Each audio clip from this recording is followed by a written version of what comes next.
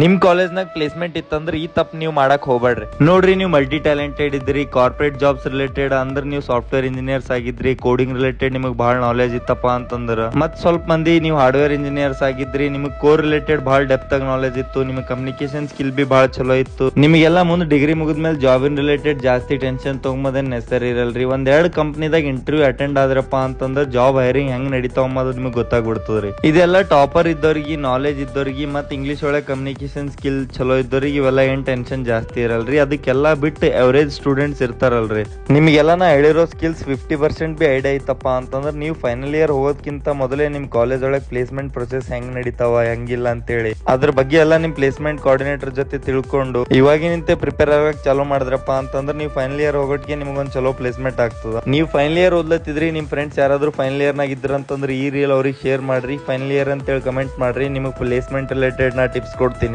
ನಮಸ್ಕಾರ ರೀ ಎಲ್ಲ ದೊಡ್ಡ ಮಂದಿಗೆ.